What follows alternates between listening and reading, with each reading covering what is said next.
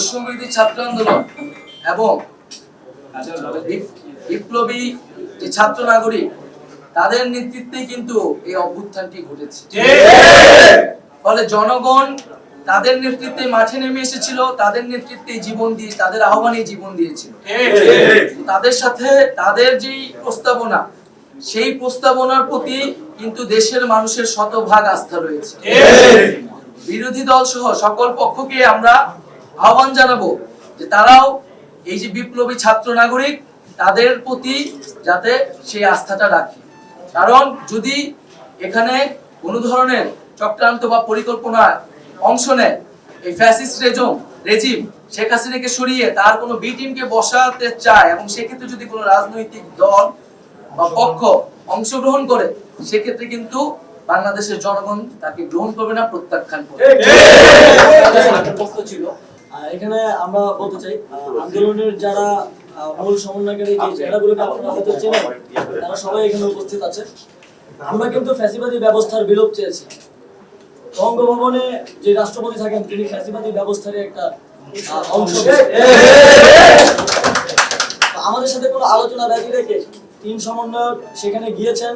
এ বিষয়ে আমরা তাদের সাথে কথা বলবো এবং কথা বলে যদি কোনো উপযুক্ত উত্তর তারা না দিতে পারেন সে বিষয়ে আমরা ব্যবস্থা নিব। বৈষম্যবিরোধী ছাত্র আন্দোলন ব্যবস্থা না, আমরা এখন পর্যন্ত সে ধরনের কোনো আলোচনার প্রস্তাব পাইনি। আমরা বরাবরই বলেছি আমরা রাজপথ থেকে এই আন্দোলন শুরু হয়েছে, আমরা রাজপথে সকল ফয়সালা করব। এবং আমরা যেহেতু আমাদের যেটা আমি বললাম যে আমাদের নিরাপত্তার বিষয়টি এখনো পর্যন্ত নিশ্চিত আমরা করতে পারি না। আমরা মোবাইল ছাড়া আমাদের সমন্বয়কদের সাথে আমাদের যোগাযোগ ঠিক মতো হয়নি। তো এই নিরাপত্তার জায়গাগুলো আমরা সমন্বয়কদের সাথে আগে প্রথমে যোগাযোগ করে সারা দেশের সকল সমন্বয়ক আন্দোলনকারী প্রতিনিধিদের সাথে যোগাযোগ করে তাদের সিদ্ধান্ত নিয়েই আসলে আমরা পরবর্তী স্টেপগুলো নেব। সেক্ষেত্রে প্রস্তাবনা আসলে আমরা সকলে আলোচনা করে সেই বিষয়টি জানাবো। তবে আমাদের জায়গা থেকে আমরা রাষ্ট্রের সকল স্টেক হোল্ডারদের সাথে বসতে চাই, আমাদের জায়গা থেকেও সে আহ্বানটা থাকবে। আমরা যখন থেকে আমাদের এই আন্দোলনটি শুরু করেছিলাম সেদিন থেকে শুরু করে আমরা যতদিন আমরা শাহবাগে যতদিন ছিলাম আপনারা আপনাদের সর্বোচ্চটুকু দিয়ে আমাদেরকে সহযোগিতা করেছেন। আপনাদের মাধ্যমেই আমাদের প্রত্যেকটি দাবি শুধু বাংলাদেশে নয় পুরো বিশ্বে ছড়িয়ে পড়েছে। সেই জায়গা থেকে আমরা আপনাদের সাথে যে সম্পর্কটি গড়ে উঠেছে সেটা সবসময় সৌহার্দ্যপূর্ণ ছিল। আমরা আমাদের জায়গা থেকে প্রত্যেক সময়টি জানিয়েছি যে আমাদের যে সাংবাদিক ভাইরা রয়েছেন, বোনেরা রয়েছেন, তাদেরকে যেন সর্বোচ্চ সহযোগিতাটুকু করা হয়। আপনারা দেখে থাকবেন আমাদের যে মূল গ্রুপ রয়েছে সেখান থেকে আমরা সবসময় পোস্ট করেছি। ইভেন ব্যক্তিগত টাইমলাইন থেকে আপনারা যদি চেক করে দেখেন আমরা আজকে দিয়েছি, গতকালকে দিয়েছি, যখনই আপনাদের জায়গা থেকে এই অভিযোগগুলো এসেছে। আমরা বিশ্বাস করি আমরা আন্দোলন করেছি রাজপথে, কিন্তু সেটি পুরো দেশ থেকে পুরো বিশ্বে ছড়িয়ে পড়েছে আপনাদের মাধ্যমে। এবং আমরা এটি বিশ্বাস করি যে আপনারা আপনাদের জায়গা থেকে এই কথাটি ছড়িয়ে দিতে পেরেছেন বলেই আজকে বাংলাদেশে এমন একটি গণঅভ্যুত্থান সম্ভব হয়েছে।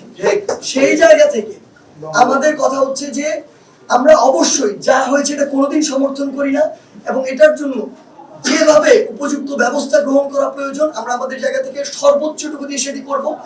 আমরা আমাদের জায়গা থেকে নিরাপত্তা আপনাদের নিশ্চিতের ব্যাপারে সর্বোচ্চ সচেষ্ট থাকার আহ্বান করব পুরো দেশবাসীকে। আমরা পুরো দেশবাসীকে বলতে চাই যে আমাদের এই গণমাধ্যম যে ভাইরা রয়েছেন, বোনেরা রয়েছেন, তাদের জন্য আজকে আমাদের সাথে কি হয়েছে এটা পুরো বিশ্বে গিয়েছে। সেই জায়গা থেকে তারা যেন তাদের সর্বোচ্চটুকু দিয়ে আপনাদেরকে সহযোগিতা করেন, এবং যারা অসৎ উদ্দেশ্যে আমাদের আন্দোলনকে প্রশ্নবিদ্ধ করার উদ্দেশ্যে আপনাদের গাড়িতে আপনাদেরকে শারীরিকভাবে বা বিভিন্নভাবে হামলা করার চেষ্টা করেছে তাদেরকে যেন সাধারণ জনগণ প্রতিহত করে। আমাদের যে সংখ্যালঘু কমিউনিটি রয়েছে তাদেরকে বিশেষভাবে আমাদের নিরাপত্তা দেওয়ার ব্যবস্থা করতে হবে যাতে কেউ এখানে কোনো ধরনের চক্রান্ত করার সুযোগ না পায়। এবং আমরা আহ্বান জানাচ্ছি যে জনতাকে সাংবাদিক ভাইদের বা সাংবাদিক কর্মীদের প্রতি আপনারা কোনো ক্ষোভ রাখবেন না, তাদেরকে নিরবিচ্ছিন্নভাবে তাদের কাজ করার সুযোগ করে দিবেন। তাদেরকে যথাযথ নিরাপত্তা দিয়ে যাতে তারা তাদের কাজ করতে পারে সেই বিষয়টি নিশ্চিত করবে সারা দেশের সকল। একটা বেসিক প্রশ্ন সে বিষয়ে আপনাদেরকে একটু স্মরণ করিয়ে দিতে চাই যে আজকে সকালেও কিন্তু আমাদেরকে গুলি করা হয়েছে, গুলি চালানো হয়েছে এবং আওয়ামী সন্ত্রাসীরা এই গুলি চালিয়েছে। এবং আমরা একটা বিষয় খুব স্পষ্ট যে আমাদের এই যে যারা ফ্যাসিজমের সাথে জড়িত, গণহত্যার সাথে জড়িত, তাদের বিচার করতে হবে। কিন্তু এই বিচারটি কোনো ধরনের আমরা নিজেরাই বিচার মানে আইন হাতে তুলে নিব না। সকলের প্রতি আহ্বান থাকবে যে একটা প্রক্রিয়া অনুসরণ করে তাদেরকে আমরা দ্রুত বিচারের আওতায় আনবো। কেউ নিজেই বিচার করতে যাতে আমরা না বসি। এবং এখানে এই আন্দোলনের সুযোগে অনেক পক্ষ আসলে এই ধরনের ঘটনা ঘটিয়ে আন্দোলনকারীদের উপর নাম দিতে পারে। এর আগেও বিভিন্ন সময় আমরা সেই বিষয়গুলো দেখেছি। তো আমরা আমাদের জায়গা থেকে অবশ্যই রাজপথে থাকবো এবং আমরা সারা দেশের সমন্বয়কারীদের আমরা এই আহ্বান বার্তা পৌঁছে দিব যাতে তারা প্রত্যেকের জীবনের নিরাপত্তা, জানমাল এবং রাষ্ট্রীয় সম্পদকে যাতে রক্ষা করতে সচেষ্ট হয়। আমাদের দেশের আইন শৃঙ্খলা বাহিনীর বা নিরাপত্তা বাহিনী তারা তাদের জায়গা থেকে অলরেডি সেই মেসেজটি দিয়েছে এবং তাদের সাথে আমাদের আলোচনা হলে এই বিষয়টি আমরা সর্বোচ্চ গুরুত্ব দিয়ে থানাগুলো অ্যাটাক হচ্ছে, তাহলে নিরাপত্তাটা দেবে কি? আমাদের সারা দেশে আপনারা কিন্তু জানেন যে সারা দেশের সকল জায়গায় আমাদের আসলে সমন্বয় কমিটি রয়েছে এবং অনেকগুলো কমিটি ইন্টারনালি রয়েছে, হয়তো এক্সটার্নালি আমরা প্রকাশ করি। এবং এই আন্দোলন চলাকালীন সময় কিন্তু আমরা নাগরিকদের সাথে নিয়ে সংগ্রাম কমিটিও আমাদের গঠন করা হয়েছে। আমাদের সাংগঠনিক সেই সক্ষমতা আমরা মনে করি আছে যে মানুষের প্রতি সেই মেসেজটি পৌঁছানোর জন্য এবং নিরাপত্তার বিষয়টি নিশ্চিত করার জন্য। এবং আমরা মনে করি মুক্তিকামী ছাত্র জনতা যে কমিটমেন্ট নিয়ে ন্যায় বিচার প্রতিষ্ঠা করার, জীবনের নিরাপত্তা প্রতিষ্ঠা করার কমিটমেন্ট নিয়ে এসেছে, তারা সেই কমিটমেন্টের প্রতি শেষ পর্যন্ত শ্রদ্ধাশীল থাকবে। আমরা কিন্তু আমাদের এই এক দফা আসার আগে 9 দফাতে এই বিষয়গুলো আমরা বলেছিলাম। অবশ্যই সেই বিষয়গুলো তো থাকবেই। যারা হতাহত হয়েছেন তাদেরকে সুবিধা দেওয়ার বিষয়ে, তাদেরকে যথাযথ সম্মানের বিষয়ে এবং হচ্ছে আমাদের যারা নিম্নবিত্ত যারা আন্দোলনে এসেছেন, আমরা কিন্তু বৈষম্যের কথা, সরকারি চাকরির বৈষম্য থেকে আমরা কিন্তু রাষ্ট্রের সমাজের সকল বৈষম্যের কথাই বলেছি। সেই জায়গা থেকে এই সকল বিষয়েই আমরা অন্তর্বর্তীকালীন যে সরকারের রূপরেখা, তার যে নীতিমালা, সেই জায়গায় আমরা স্পষ্টভাবে আমরা আমাদের বিশ্ববিদ্যালয়গুলোর হল খোলার ঘোষণা কিন্তু আগেই দিয়েছিলাম। আমরা মনে করি ছাত্রদের নেতৃত্বে আন্দোলন অভ্যুত্থান উঠেছে।